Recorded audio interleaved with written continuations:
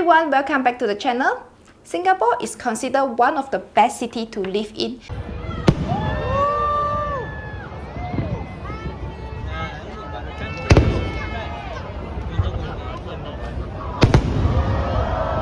Because it is safe with low crime rate, it is clean because of the strict regulation imposed by the authority. It has very good transportation system which are accessible from almost everywhere in the island with buses and trains that come on time. There are a wide variety of food choices including local and international food. There are a lot of greenery that make Singapore known as City in a Garden. Undeniably, this city is very well planned and organized. Half of the population are immigrants that come to Singapore for work purposes. As a known fact, Singapore is one of the most expensive cities to live in. So, is it possible to live a frugal life in Singapore? Let's break down the cost of living including accommodation, food, transportation, utility, entertainment, and grocery. First, accommodation. If you are an expat coming to Singapore to work, you probably agree that the rental in Singapore is crazily high. We definitely need to get a place to stay, as it is not easy to buy a house in Singapore as a foreigner. The rental prices are different for the type of houses and region. There are public and private houses for rental. Public housing are known as HDB, Housing Development Board. There are flats built by the government and only can be bought by local citizens and permanent residents. Private houses are like private condominium built by the property developers. Foreigners can buy, but we have to pay additional 30% stamp duty. So, majority, like 80% of the local are staying in the public housing HDB because those are affordable housing. There are 5 regions in Singapore: West, East, North, Northeast, and Central. Central region is definitely the most expensive area to live in because there are mostly companies building and shopping malls. It is cheaper to rent a room in the HDB outside the Central region compared to renting a condo or any places in the Central region. A typical common room in the HDB might ask for a minimum price from $800 per pax. Considering for convenience factor, you may want to stay closer to the MRT station, so be ready to pay for slightly higher prices from $1,000 per pax. However, if you are aiming for lowest rental possible option, then you might want to share a common room in the HDB with someone else, either with your friends or stranger, which may cost approximately $500 for yourself. Second, food. There are plenty of food options in Singapore with a wide range of prices. From the most common eatery here, the kopitiam, coffee shop, also known as hawker center. Inside the hawker center, there are many little stores selling different types of food, from the common dishes like chicken rice, economic mixed rice, noodles, Indian food, Malay food, Western food, or even Japanese, Korean, Thai food, anything that you can think of. The price can be as low as just $3 up to an average of $10 excluding drinks. So if you're okay to eat at hawker center every day, it can be less than $10 a day. With this consistency, the monthly food expenses probably around $300 for the lowest possible. For a more comfortable level with occasionally eating out at the normal food shop for probably $10 per dishes and drinks, it is more realistic with a budget of $500 for food expenses.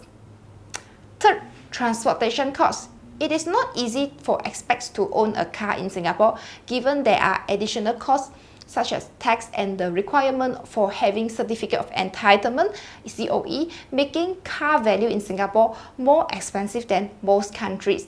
It is very convenient to take public transport in Singapore. For example, if you are working in the Central region while you are renting in the West or East or North, the MRT is really convenient to connect almost everywhere. One-way ticket might be close to $2, estimating $4 for the return ticket. For 20 days a month, the transportation cost would be less than $100 given a little buffer. For utility, the most basic utility bill that we are talking about here is the mobile phone plan for calling and data plan. The three largest telco companies in Singapore are Singtel, M1 and StarHub.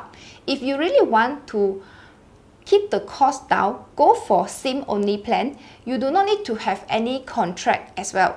So there are also other SIM-only plans that offer low cost. But for myself, I would definitely prefer one of these three large telco to ensure connectivity is always strong. There are under $20 plan per month from M1 and StarHub for 80 gig a month, which is not bad, right? This possibly not including the caller ID, so usually you would need to pay extra $5 for this caller ID thing. At a comfortable level, $25 for utility bill a month is considered low. Grocery. This includes shopping for necessities such as shampoo, body shampoo, detergent, toothpaste, or household items whenever they are broken. This may not be a monthly recurring expenses. With $50, it is possible to cover your basic grocery needs for yourself up to several months. You can get it from the Fair Price NTUC or Sheng Siong or even Value Shop. Let's make it $20 per month for any miscellaneous expenses to replace any broken items. Entertainment costs. Well, if you really wanted to stress yourself to the maximum frugality level, the entertainment cost can be zero. Go for free activities such as just walking in the park, sightseeing, picnic by Sentosa Beach with your own food. And if you are a local citizen and becoming a permanent resident here, you can actually visit most museums for free, including the Asian Civilization Museum, National Museum, and a few more. But I would say it is worth to spend a little bit to explore this city sometimes, and some form of entertainment is good to reduce stress. For example, going for a movie ticket can be just $9 on weekdays and $13 on weekend. So you can opt to go on the weekdays to save costs. Of course, this excludes the IMAX option. Let's say if you are going on dates and hanging out with friends, there are still affordable activities that you can do, like renting bicycle to cycling around East Coast, paying for ticket to visit some tourist spot like in the Garden by the Bay or Sentosa Island.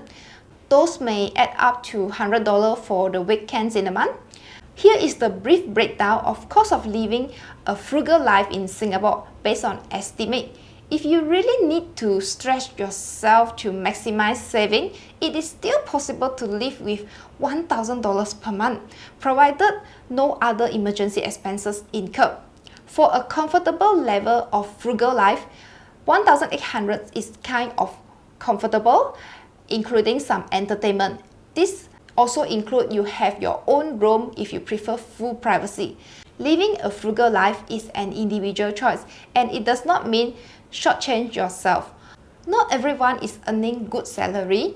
Some workers in retail or F&B sectors might be earning around $2,000 per month. It is possible to live a simple life and live below the means. Even if you are earning a decent salary, you can still choose to live frugally, as you may have a financial goals that you want to achieve for you and your family. I hope you enjoyed the video. Give this a like and subscribe to our channel for more content like this. Do comment below if you have any questions. See you again in the next one.